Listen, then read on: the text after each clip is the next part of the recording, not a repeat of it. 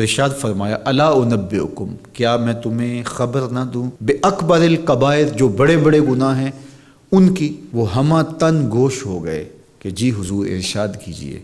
تو آقا کریم نے جو پہلی بات ارشاد فرمائی الاشراک باللہ، اللہ کے ساتھ کسی کو شریک ٹھہرانا ہے، اس کی ذات میں، اس کی صفات میں، اس کے افعال میں کوئی شریک نہیں، وہ وحدہ لا شریک ہے۔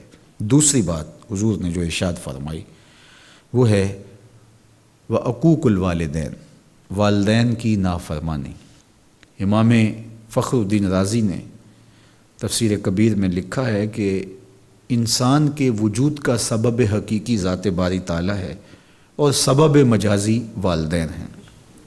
تو اس لیے گناہوں میں جو بڑے گناہ ہیں، اکبر الکبائر جو ہیں، ان میں سے دوسرا بڑا گناہ اللہ کے محبوب علیہ السلام نے عقوق الوالدین کو بیان فرمایا۔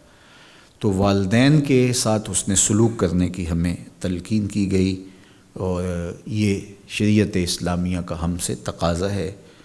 اور ویسے بھی اولاد اگر طبعاً فطرتاً شکر گزار ہو تو وہ ہو ہی نہیں سکتا کہ وہ اپنے والدین کی نافرمانی کرے۔ اللہ کے محبوب علیہ السلام نے ایک موقع پہ ارشاد فرمایا کہ ملعون من سب اباہ، ملعون من سب اباہ، وہ شخص لعنتی ہے جو اپنے ماں باپ کو گالی دیتا ہے۔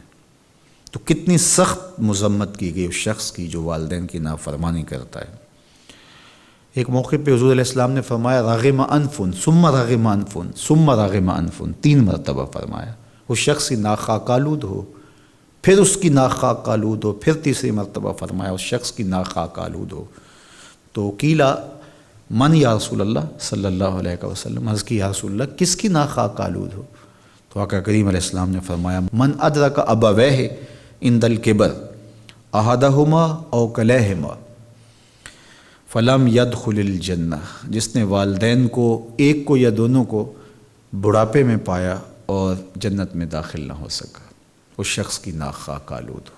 اور یہ تیسری بات ارشاد فرمانے سے قبل حضور نے تکیہ چھوڑ دیا تھا۔ حضور ٹیک لگائے تشریف فرما تھے، لیکن جب حضور یہ بات ارشاد فرمانے لگے فجلس وکان متکئا، تو حضور بیٹھ گئے اور حضور نے تکیہ چھوڑ دیا، اور حضور نے فرمایا الا وقول الزور، سن لو، تیسری چیز جھوٹی بات کرنا ہے، جھوٹ بولنا ہے۔ تو یہ ہے اللہ کے محبوب علیہ الصلاۃ والسلام کا سخت تاکید کرنا جھوٹ سے اپنی امت کو بچانے کے لیے۔ اچھا، یہاں ایک بات رک کے یہ سمجھ لیں کہ جھوٹ بہت بری چیز ہے، لیکن شرک اس سے بڑا گناہ ہے۔ تو اس کی تاکید اتنی زیادہ کیوں کی؟ حضور نے ٹیک چھوڑ دی اور آقا کریم علیہ السلام بار بار ارشاد فرماتے رہے۔ تو اس کی وجہ یہ ہے کہ شرک کو بڑا گناہ سارے سمجھتے ہیں۔